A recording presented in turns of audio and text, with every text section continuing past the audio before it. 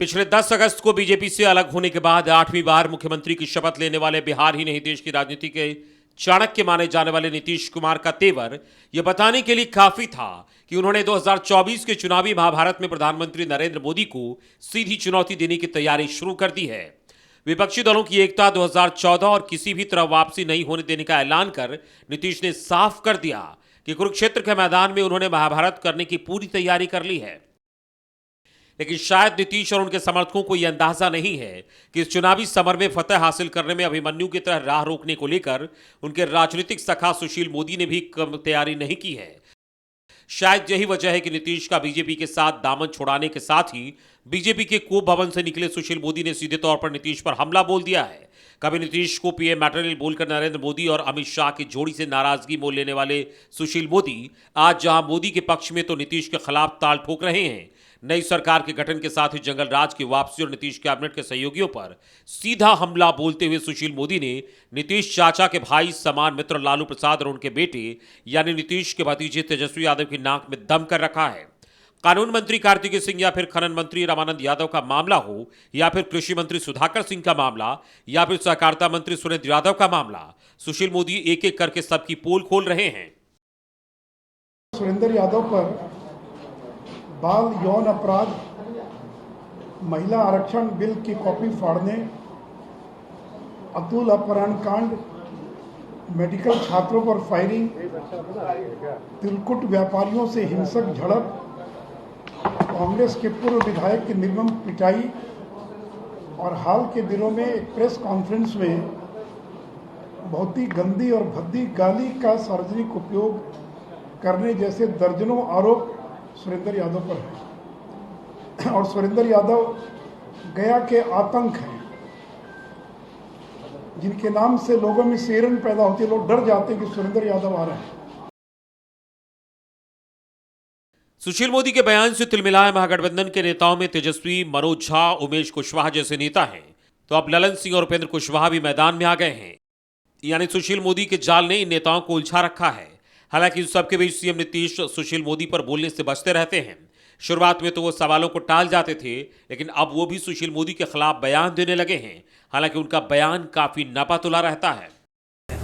जब सरकार बनी बोली है तो उनको नहीं ना बनाया, तो उसी के चलते हमको तकलीफ थी। लेकिन अब बेचारे कुछ बोल रहे हैं, उनको जरूर रोज बोलना चाहिए। और जरूर रोज बोलेंगे तो अगर कहीं केंद्र वाले लोग उनसे फिर खुश हो जाए तो बड़ी खुशी की बात होगी, बहुत अच्छा होगा।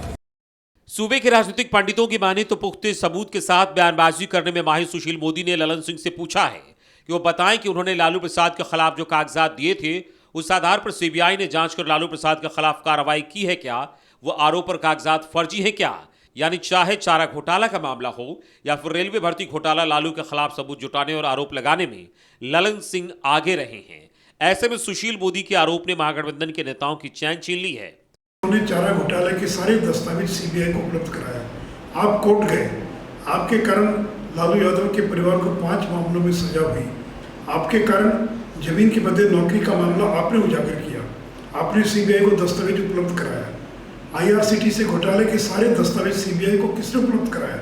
और आज अगर तेजस्वी यादव बेल पर हैं, उन पर चार्जशीट हो गई, उनका ट्रायल शुरू होने वाला है, तो कौन जिम्मेवार है? कल आप और आप अकेले जिम्मेवार हैं। और आप कह रहे हैं कि सीबीआई बदले की भावना से कार्रवाई कर रही है। के बदले जमीन का मामला, यह मामला 2008 में ही सीबीआई प्रारंभिक जांच में साक्ष्य नहीं मिलने के कारण बंद कर दिया गया और सीबीआई को कोई साक्ष्य नहीं मिला था। लेकिन अगर 2022 में जिस तरह आप लोग इस पर कार्रवाई कर रहे हैं, तो 2014 से तो 2022 तक आप ही की सरकार थी दिल्ली में। क्या काम कर रहे थे, क्या कर रहे थे? इस तरह बूझने के पहले भभकता है, उसी स्थिति में आप लोग आ गए। लगे रहिए। शायद यही वजह है कि 2016 में महागठबंधन के नेताओं की संयुक्त पीसी की परंपरा फिर 6 वर्षों बाद शुरू हुई है और महागठबंधन के नेता एक साथ केंद्र सरकार, बीजेपी और सुशील मोदी पर हमला बोल रहे हैं। सत्ता में बने रहने का और इस तरह से उन्होंने जो राजनीतिक सीबीआई, ईडी और इनकम टैक्स के चाहे जितना भी दुरुपयोग कर ले, देश की जनता और उनको खेल को समझ चुका है। और 2024 में वो उनका खेल समाप्त होने वाला है। महागठबंधन से पॉलिटिकल लड़ाई लड़ने में असफल भाजपा ने अपनी एजेंसी स्क्रिप्ट पकड़ा। अब स्क्रिप्ट मिसफायर कर गई।